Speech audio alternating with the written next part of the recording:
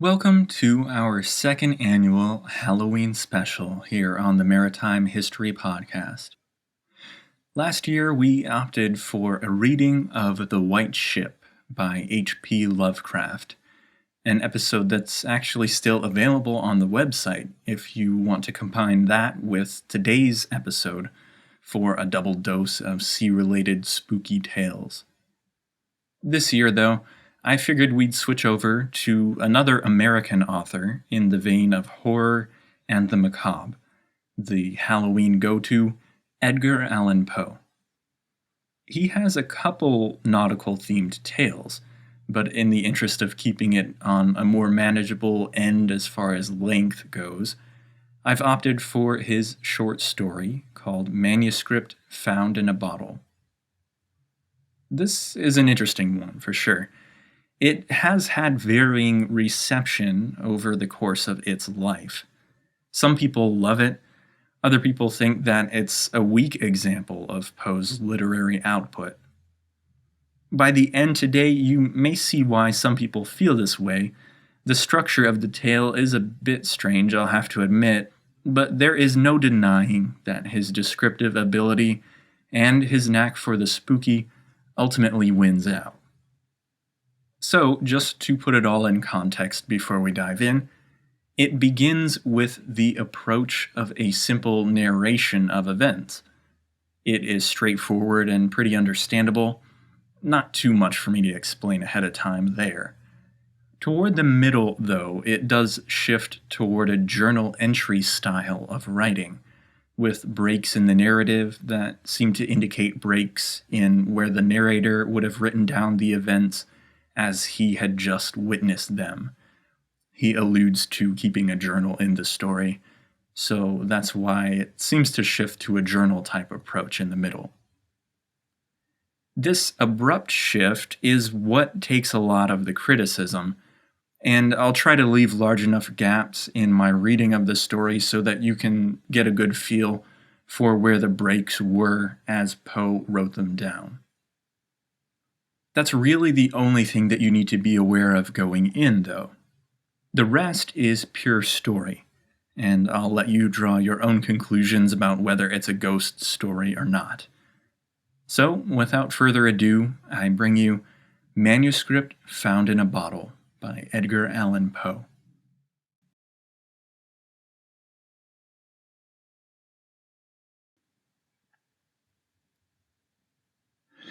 Of my country and of my family I have little to say. Ill usage and length of years have driven me from the one and estranged me from the other. Hereditary wealth afforded me an education of no common order, and a contemplative turn of mind enabled me to methodize the stories which early study diligently garnered up. Beyond all things, the works of the German moralists gave me great delight, not from my ill-advised admiration of their eloquent madness, but from the ease with which my habits of rigid thoughts enabled me to detect their falsities. I have often been reproached with the aridity of my genius. A deficiency of imagination has been imputed to me as a crime, and the Pyrrhonism of my opinions has at all times rendered me notorious. Indeed, a strong relish for physical philosophy has, I fear, tinctured my mind with a very common error of this age. I mean, the habit of referring occurrences, even the least susceptible of such reference, to the principles of that science. Upon the whole, no person could be less liable than myself to be led away from the severe precincts of truth by the ignes fatui of superstition. I have thought proper to premise thus much, lest the incredible tale I have to tell should be considered rather the raving of a crude imagination than the positive experience of a mind to which the reveries of fancy have been a dead letter and a nullity. After many years spent in foreign travel, I sailed from the port of Batavia, in the rich and populous island of Java, on a voyage to the archipelago islands. I went as a passenger, having no other inducement than a kind of nervous restlessness which haunted me as a fiend. Our vessel was a beautiful ship of about 400 tons, copper-fastened and built at Bombay of Malabar teak. She was freighted with cotton wool and oil from the Laccadive Islands. We had also on board coir, jaggery, ghee, coconuts, and a few cases of opium. The stowage was clumsily done, and the vessel consequently crank. We got under way with a mere breath of wind, and for many days stood along the eastern coast of Java without any other incident to beguile the monotony of our course than the occasional meeting with some of the small grabs of the archipelago to which we were bound. One evening, leaning over the taffrail, I observed a very singular, isolated cloud to the northwest. It was remarkable, as well from its color as from its being the first we had seen since our departure from Batavia. I watched it attentively until sunset, when it spread all at once to the eastward and westward, girding in the horizon with a narrow strip of vapor, and looking like a long line of low beach. My notice was soon afterward attracted by the dusky red appearance of the moon and the peculiar character of the sea. The latter was undergoing a rapid change, and the water seemed more than usually transparent. Although I could distinctly see the bottom, yet, heaving the lead, I found the ship in 15 fathoms. The air now became intolerably hot, and was loaded with spiral exhalations similar to those arising from heated iron. As night came on, every breath of wind died away, and a more entire calm it is impossible to conceive. The flame of a candle burned upon the poop without the least perceptible motion, and a long hair held between the finger and thumb hung without the possibility of detecting a vibration. However, as the captain said he could perceive no indication of danger, and as we were drifting in bodily to shore, he ordered the sails to be furled and the anchor let go. No watch was set, and the crew, consisting principally of Malays, stretched themselves deliberately upon deck. I went below, not without a full presentiment of evil. Indeed, every appearance warranted me in apprehending a simoon. I told the captain of my fears, but he paid no attention to what I said, and left me without deigning to give a reply. My uneasiness, however, prevented me from sleeping, and about midnight I went upon deck. As I placed my foot upon the upper step of the companion ladder, I was startled by a loud humming noise, like that occasioned by the rapid revolution of a mill wheel, and before I could ascertain its meaning, I found the ship quivering to its center. In the next instant a wilderness of foam hurled us upon our beam ends, and rushing us fore and aft, swept the entire decks from stem to stern. The extreme fury of the blast proved, in a great measure, the salvation of the ship.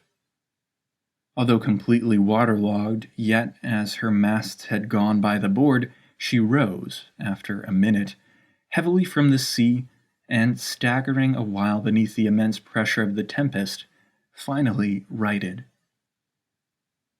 By what miracle I escaped destruction it is impossible to say. Stunned by the shock of the water, I found myself upon recovery jammed in between the stern post and rudder. With difficulty I regained my feet, and looking dizzily around was at first struck with the idea of our being among breakers. So terrific, beyond the wildest imagination, was the whirlpool of mountainous and foaming ocean within which we were engulfed. After a while I heard the voice of an old Swede, who had shipped with us at the moment of leaving port. I hallooed to him with all my strength, and presently he came reeling aft. We soon discovered that we were the sole survivors of the accident. All on deck, with the exception of ourselves, had been swept overboard. The captain and mates must have perished while they slept, for the cabins were deluged with water. Without assistance, we could expect to do little for the security of the ship, and our exertions were at first paralyzed by the momentary expectation of going down. Our cable had, of course, parted like pack-thread at the first breath of the hurricane, or we should have been instantaneously overwhelmed.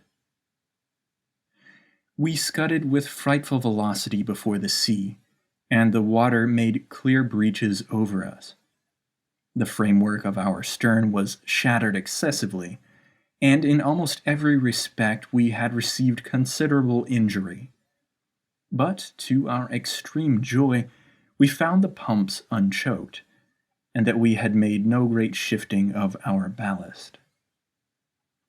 The main fury of the blast had already blown over, and we apprehended little danger from the violence of the wind. But we looked forward to its total cessation with dismay, well believing that in our shattered condition we should inevitably perish in the tremendous swell which would ensue. But this very just apprehension seemed by no means likely to be soon verified. For 5 entire days and nights, during which our only subsistence was a small quantity of jaggery, produced with great difficulty from the forecastle, the hulk flew at a rate defying computation, before rapidly succeeding flaws of wind, which, without equaling the first violence of the simoon, were still more terrific than any tempest I had before encountered. Our course for the first 4 days was, with trifling variations, southeast and by south, and we must have run down the coast of New Holland. On the 5th day, the cold became extreme, although the wind had hauled round a point more to the northward. The sun arose with a sickly yellow luster, and clambered a very few degrees above the horizon, emitting no decisive light. There were no clouds apparent, yet the wind was upon the increase, and blew with a fitful and unsteady fury. About noon, as nearly as we could guess, our attention was again arrested by the appearance of the sun. It gave out no light, properly so called, but a dull and sullen glow without reflection, as if all its rays were polarized. Just before sinking within the turgid sea, its central fires suddenly went out, as if hurriedly extinguished by some unaccountable power. It was a dim, silver-like rim, alone, as it rushed down the unfathomable ocean. We waited in vain for the arrival of the 6th day. That day to me has not yet arrived. To the Swede, never did arrive. Thenceforward we were enshrouded in pitchy darkness, so that we could not have seen an object at 20 paces from the ship. Eternal night continued to envelop us, all unrelieved by the phosphoric sea brilliancy to which we had been accustomed in the tropics. We observed, too, that although the tempest continued to rage with unabated violence, there was no longer to be discovered the usual appearance of surf or foam, which had hitherto attended us. All around were horror and thick gloom, and a black sweltering desert of ebony. Superstitious terror crept by degrees into the spirit of the old Swede, and my own soul was wrapped in silent wonder. We neglected all care of the ship, as worse than useless, and securing ourselves as well as possible to the stump of the mizzenmast, we looked out bitterly into the world of ocean. We had no means of calculating time, nor could we form any guess of our situation. We were, however, well aware of having made farther to the southward than any previous navigators, and felt great amazement at not meeting with the usual impediments of ice. In the meantime, every moment threatened to be our last. Every mountainous billow hurried to overwhelm us. The swell surpassed anything I had imagined possible, and that we were not instantly buried is a miracle. My companion spoke of the lightness of our cargo, and reminded me of the excellent qualities of our ship. But I could not help feeling the utter hopelessness of hope itself, and prepared myself gloomily for that death which I thought nothing could defer beyond an hour, as with every knot of way the ship made, the swelling of the black, stupendous seas became more dismally appalling. At times we gasped for breath at an elevation beyond the albatross. At times became dizzy with the velocity of our descent into some watery hell, where the air grew stagnant and no sound disturbed the slumbers of the kraken. We were at the bottom of one of these abysses when a quick scream from my companion broke fearfully upon the night. "See!" cried he, shrieking in my ears. "Almighty God, see!" As he spoke, I became aware of a dull, sullen glare of red light which streamed down the sides of the vast chasm where we lay, and threw a fitful brilliancy upon our deck. Casting my eyes upwards, I beheld a spectacle which froze the current of my blood. At a terrific height directly above us, and upon the very verge of the precipitous descent, hovered a gigantic ship of perhaps 4,000 tons. Although upreared upon the summit of a wave more than 100 times her own altitude, her apparent size still exceeded that of any ship of the line or East Indiaman in existence. Her huge hull was of a deep, dingy black, unrelieved by any of the customary carvings of a ship. A single row of brass cannon protruded from her open ports, and dashed from the polished surfaces the fires of innumerable battle lanterns, which swung to and fro about her rigging. But what mainly inspired us with horror and astonishment was that she bore up under a press of sail in the very teeth of that supernatural sea, and of that ungovernable hurricane. When we first discovered her, her bows were alone to be seen, as she rose slowly from the dim and horrible gulf beyond her. For a moment of intense terror she paused upon the giddy pinnacle, as if in contemplation of her own sublimity, then trembled and tottered, and it came down.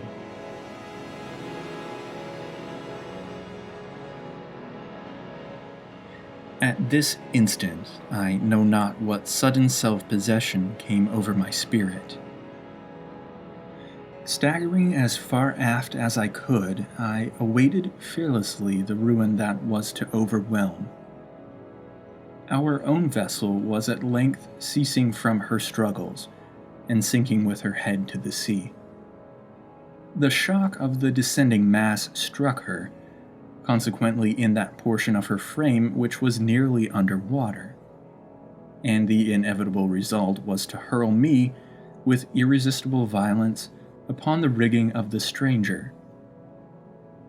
As I fell, the ship hove in stays and went about, and to the confusion ensuing I attributed my escape from the notice of the crew. With little difficulty I made my way, unperceived, to the main hatchway, which was partially open, and soon found an opportunity of secreting myself in the hold. Why I did so I can hardly tell.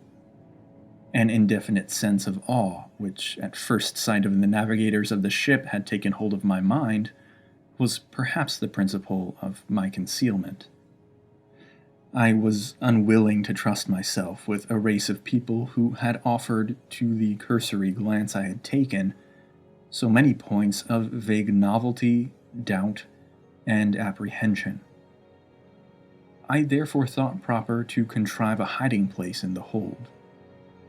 This I did by removing a small portion of the shifting boards, in such a manner as to afford me a convenient retreat between the huge timbers of the ship. I had scarcely completed my work when a footstep in the hold forced me to make use of it. A man passed by my place of concealment with a feeble and unsteady gait. I could not see his face, but had an opportunity of observing his general appearance. There was about it an evidence of great age and infirmity. His knees tottered beneath a load of years, and his entire frame quivered under the burden. He muttered to himself, in a low, broken tone, some words of a language which I could not understand, and groped in a corner among a pile of singular-looking instruments and decayed charts of navigation. His manner was a wild mixture of the peevishness of second childhood and the solemn dignity of a god. He at length went on deck, and I saw him no more.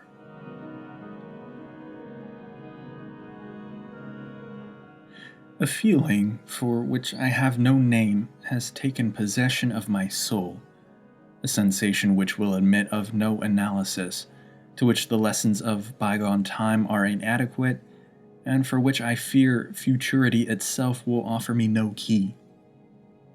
To a mind constituted like my own, the latter consideration is an evil. I know that I shall never be satisfied with regard to the nature of my conceptions. Yet it is not wonderful that these conceptions are indefinite, since they have their origin in sources so utterly novel. A new sense, a new entity is added to my soul.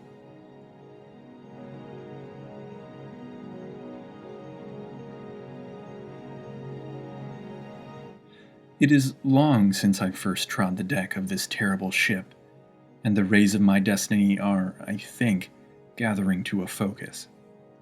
Incomprehensible men, wrapped up in meditations of a kind which I cannot divine, they pass me by unnoticed.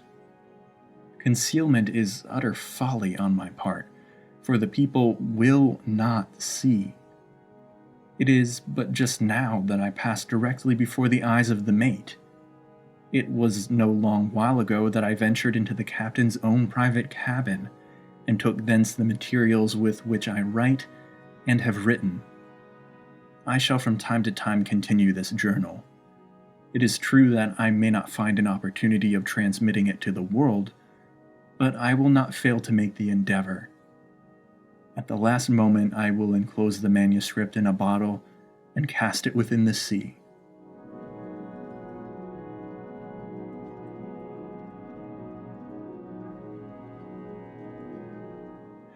An incident has occurred which has given me new room for meditation. Are such things the operation of ungoverned chance? I had ventured upon deck and thrown myself down, without attracting any notice, among a pile of ratlin stuff and old sails in the bottom of the yawl. While musing upon the singularity of my fate, I unwittingly daubed with a tar brush the edges of a neatly folded studding sail, which lay near me on a barrel. The studding sail is now bent upon the ship, and the thoughtless touches of the brush are spread out into the word Discovery. I have made my observations lately upon the structure of the vessel. Although well armed, she is not, I think, a ship of war. Her rigging, build, and general equipment all negative a supposition of this kind. What she is not, I can easily perceive. What she is, I fear it is impossible to say. I know not how it is, but in scrutinizing her strange model and singular cast of spars, her huge size and overgrown suits of canvas, her severely simple bow and antiquated stern, There will occasionally flash across my mind a sensation of familiar things, and there is always mixed up with such indistinct shadows of recollection an unaccountable memory of old foreign chronicles and ages long ago.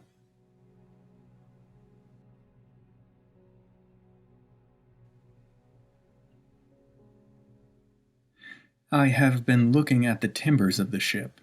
She is built of a material to which I am a stranger. There is a peculiar character about the wood which strikes me as rendering it unfit for the purpose to which it has been applied. I mean its extreme porousness, considered independently of the worm-eaten condition which is a consequence of navigation in these seas, and apart from the rottenness attendant upon its age. It will appear perhaps an observation somewhat over-curious, but this would have every characteristic of Spanish oak if Spanish oak were distended by any unnatural means.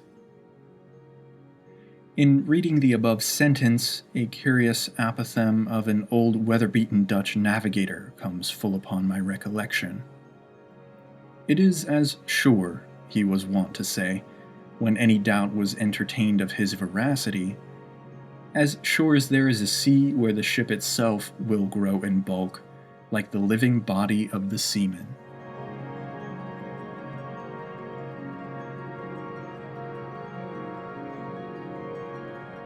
About an hour ago, I made bold to trust myself among a group of the crew.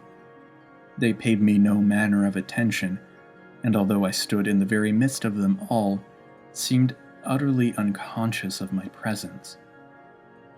Like the one I had at first seen in the hold, they all bore about them the marks of a hoary old age. Their knees trembled with infirmity, their shoulders were bent double with decrepitude, their shriveled skins rattled in the wind, their voices were low, tremulous, and broken. Their eyes glistened with the rheum of years, and their gray hairs streamed terribly in the tempest. Around them, on every part of the deck, lay scattered mathematical instruments of the most quaint and obsolete construction. I mentioned some time ago the bending of a studding sail. From that period, the ship, being thrown dead off the wind, has continued her terrific course due south, with every rag of canvas packed upon her, from her truck to her lower studding sail booms, and rolling every moment her topgallant yardarms into the most appalling hell of water which it can enter into the mind of man to imagine. I have just left the deck, where I find it impossible to maintain a footing, although the crew seem to experience little inconvenience. It appears to me a miracle of miracles that our enormous bulk is not swallowed up at once and forever. We are surely doomed to hover continually upon the brink of eternity, without taking a final plunge into the abyss. From billows 1,000 times more stupendous than any I have ever seen, we glide away with the facility of the arrowy seagull, and the colossal waters rear their heads above us like demons of the deep, but like demons confined to simple threats and forbidden to destroy. I am led to attribute these frequent escapes to the only natural cause which can account for such effect. I must suppose the ship to be within the influence of some strong current, or impetuous undertow.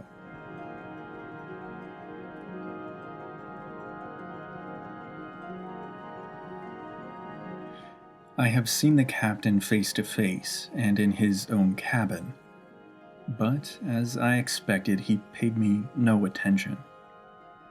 Although in his appearance there is, to a casual observer, nothing which might bespeak him more or less than man, still, a feeling of irrepressible reverence and awe mingled with the sensation of wonder with which I regarded him.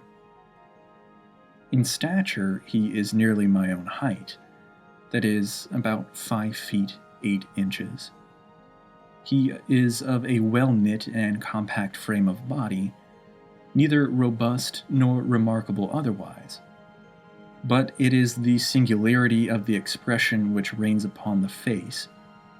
It is the intense, the wonderful, the thrilling evidence of old age so utter, so extreme, which excites within my spirit a sense, a sentiment ineffable.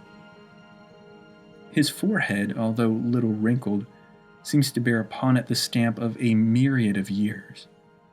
His gray hairs are records of the past, and his grayer eyes are sibyls of the future. The cabin floor was thickly strewn with strange, iron-clasped folios and moldering instruments of science and obsolete, long-forgotten charts. His head was bowed down upon his hands, and he pored with a fiery, unquiet eye over a paper which I took to be a commission, and which, at all events, bore the signature of a monarch. He murmured to himself, as did the first seaman whom I saw in the hold, some low peevish syllables of a foreign tongue. And although the speaker was close at my elbow, his voice seemed to reach my ears from the distance of a mile.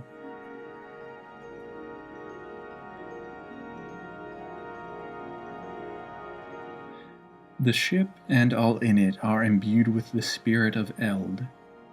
The crew glide to and fro like the ghosts of buried centuries. Their eyes have an eager and uneasy meaning, and when their fingers fall athwart my path in the wild glare of the battle lanterns, I feel as I have never felt before, although I have been all my life a dealer in antiquities, and have imbibed the shadows of fallen columns at Baalbek and Tadmor and Persepolis, until my very soul has become a ruin.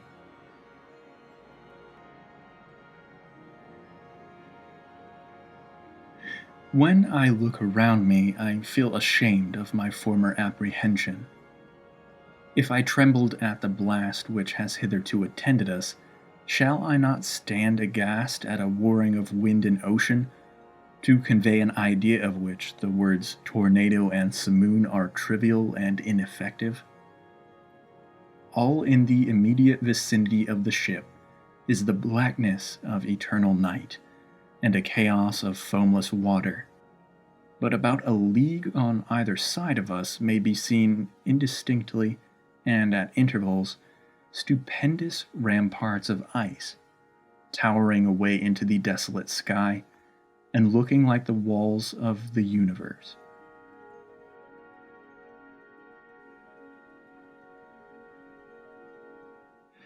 As I imagined, the ship proves to be in a current, if that appellation can properly be given to a tide which, howling and shrieking by the white ice, thunders on to the southward with a velocity like the headlong dashing of a cataract.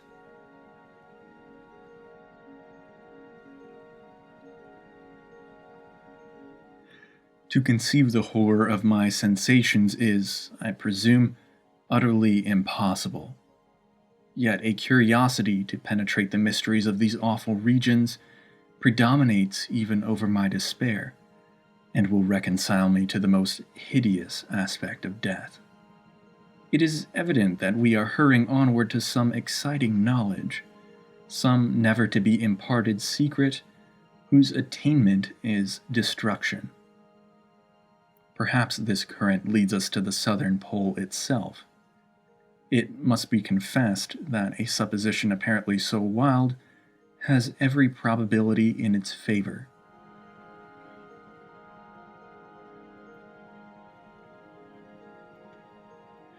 The crew pace the deck with unquiet and tremulous step, but there is upon their countenance an expression more of the eagerness of hope than of the apathy of despair. In the meantime, the wind is still in our poop, and as we carry a crowd of canvas, the ship is at times lifted bodily from out of the sea. Oh, horror upon horror! The ice opens suddenly to the right, and to the left, and we are whirling dizzily in immense concentric circles, round and round the borders of a gigantic amphitheater, the summit of whose walls is lost in the darkness and the distance. But little time will be left me to ponder upon my destiny. The circles rapidly grow small. We are plunging madly within the grasp of the whirlpool, and amid a roaring and bellowing and thundering of ocean and tempest, the ship is quivering, oh God, and going down.